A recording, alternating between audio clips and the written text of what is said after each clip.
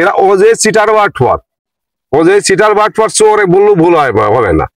এরা 100 সার আমার মনে হয় কোনো লোকের কোনো কৃষকের হাতে আজ থামাতে ওরা হলো গিয়ে সরকারি নিয়মে সরকারি রেটে এরা বিতরণ করেছে। আসসালামু আলাইকুম ভাই। ওয়ালাইকুম কি আসসালাম। অবস্থা? এই তো ভাই, এই যে আইসি মাঠে পেঁয়াজ লাগানোর আশায় আইসাও, তো বৃষ্টি বাদল, তো এখন তার পেঁয়াজ লাগানোর সম্ভব হচ্ছে না। ওই শুনতেছি যে বাজারে সার একেবারে নেই, তা আপনারা পেঁয়াজ মিয়াজ লাগাচ্ছেন না? ভাই সারের তো সংকট, 2 দিন করে বাজার যাই সার ওজেই পাই নেই, ফিরে চলে আইসি। সার নাই দোকানে, যদিও আছে ফলাফুল মানুষ গোপনে দেখা যাচ্ছে সারিয়ে সুরিয়ে রাখিয়ে 2-1 বস্তা সামনে বের করতেছে, বের করিয়ে ওই আমরা গেলে পরে সার নাই। এবার ডিলারশিপের কাজে করছে, ডিলারের কাজ যাও, সর্বোচ্চ ক্ষতি করেছে ইতি আগে যে সরকার এই ডিলারশিপটা দিয়ে। এই ডিলারশিপ দিয়ে দেখা যাচ্ছে ডিলাররা সার যতই পাক, 1 কেজি সারও আর মনে হয় কোনো ডিলার এটা কৃষকের হাতে দেশে। আমি 10 বছরের ভিতরে 1 কেজি সার আজ পর্যন্ত পাই নাই কোনো ডিলারের হাতে। এবার সার আনতে গেলে ভাই সার নেই, দেবো কোনতে? সারের তো কোনো সংকট ভাই, সার আমরা পাচ্ছি না, আপনাদের দেবো কোনতে? তবে আশেপাশে সর্বোচ্চ ক্ষতি করেছে ইতি আগে সরকার এই ডিলারশিপ দিয়ে। এরা ওজে একটা চোর বাটফার, বললেও ভুল হয় না, চিটার। এই সার গাড়িকে গাড়ি আনিয়ে এদের যে দোকান, এই দোকান ছাড়া গুদন জাত করে আধা কিলো 1 কিলো তফাৎ, গাড়িকে গাড়ি সার রাখে এরা দেওয়া আছে গোপনে 60 টাকা করে দেওয়া আছে বিক্রি করে। কোন কৃষকের হাতে আমরা 10 কেজি সারও এরা দেয় না। সার না হলে সর্বোচ্চ আমি বলবো বর্তমান সরকার আমাদের ইউনুস স্যার যদি এই ডিলারশিপটা তুলে দিত দেশের থেকে, সাধারণ দোকানদার ঘরের কাছে যদি সার পৌঁছাইতো, তাহলে পরে আমার মনে হয় এই সার কৃষক বাঁচত, দেশ বাঁচত। এই কৃষক মরিয়ে যাব, কৃষকের ফসল না ফলানো মানেই এই দেশে যে বাংলাদেশের মানুষের ভরাডুবরি। যেহেতু শতকরা বাংলাদেশের 75% লোক আমি মনে করবো কৃষিজীবী, এরা কৃষকের উপর নির্ভরশীল। এখন 8 বাজার যাবেন 100 সারও আপনি পাবেন না, যাইয়াই দেখবেন যে কোনো দোকানে ঢুকলেই পরে সার নাই। যদিবা সার 2-1 জন ভাঙে হাতে কাটিয়ে বেচতেছে, এবার 27 টাকা 31 টাকা সার, 40 টাকা 45 টাকা কেজি। এই খেত করার মতো কোনো রকমের পরিবেশ নাই আমাদের। এখানে চাষ ছাড়িয়ে দিয়ে ও যে বাড়ি চলে যাতে হবে, তাছাড়া আমাদের এই চাষ ঘাস ওজন মানে কায়দা নেই, দানা ওজন মানে কায়দা, পেঁয়াজ ওজন মানে কায়দা নেই। তবে যে আশেপাশে জেলায় সার তো মানে বেশি বিক্রি হচ্ছে, মানে কম রেটে বিক্রি হচ্ছে, কিন্তু শৈলকুপা এত দাম। শৈলকুপার ও যেই হইল গে যারা এই থানা লেভেল থেকে শুরু করে ওয়ার্ড পর্যায়ে যে সমস্ত ডিলারশিপ করেছে ইতি আগে সরকার, এরা ও যে চিটার বাটফার চোরে বললেও ভুল হবে না। এরা 100 সার আমার মনে হয় কোনো লোকের কোনো কৃষকের হাতে আজ থামাতে ওরা হইল গে সরকারি নিয়মে সরকারি রেটে এরা বিতরণ করেছে, এ বলতে পারবে না। এরা হইল গে ওই সার আসার সাথে সাথে দেওয়া আছে গোপনে সার বিক্রি করে দিচ্ছে ওই বড় বড় দোকানদারের কাছে। ওই দেখা যাচ্ছে যে বেশি ওরা টাকা নিয়ে উপার্জন করে এরা এসে পাবলিকে বুঝাচ্ছে আমরা সার পাচ্ছি। আচ্ছা, বর্তমান যাই পাওয়া যাচ্ছে কত করে বিক্রি হচ্ছে? বিক্রি এখন আর দেওয়া আছে যে ডিএবি, সৌদি ডিএবি হলো গে 1400, 1500, 1550 এইরকম ডিএবি সার বেচতে।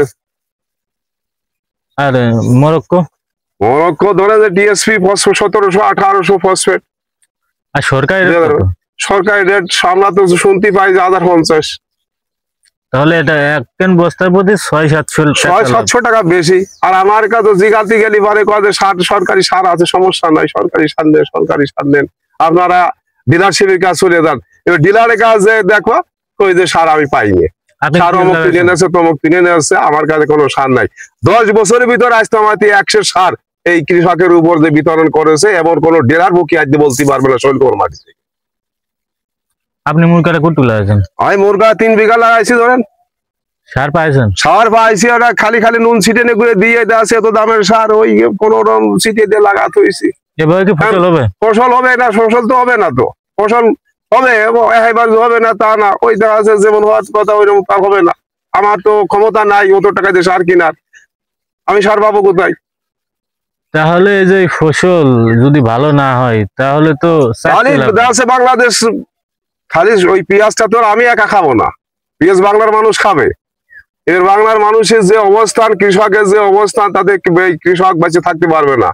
এইরকম অবস্থায় যদি চলতে থাকে, সরকার যদি এইগুলো নিয়ন্ত্রণ না করে, সরকার অচিরেই বাংলাদেশ ক্ষতিগ্রস্তের ভিতর পড়ে যাবে, কৃষক ক্ষতিগ্রস্তের ভিতর পড়বে, সারা বাংলার জাতির মানুষ, সারা বাংলার মানুষ ক্ষতিগ্রস্তের ভিতর পড়বে। কিন্তু ম্যাজিস্ট্রেট তো আপনার ই করতেছে, ম্যাজিস্ট্রেট, টিওনো, শুনছি টিওনো, ডিসিএসপি, ওসি, এরা হলো গে এসে যাচ্ছে খালি দোকানদার ঘরের কাছে খোঁচাচ্ছে, কিন্তু ডিলারের কাছে এরা যাচ্ছে বলে আমার মনে হয় না। এরা ডিলারের কাছে যাচ্ছে এবং এদের নির্দেশনা দিচ্ছে যে তুমি মাল বিতরণ করো।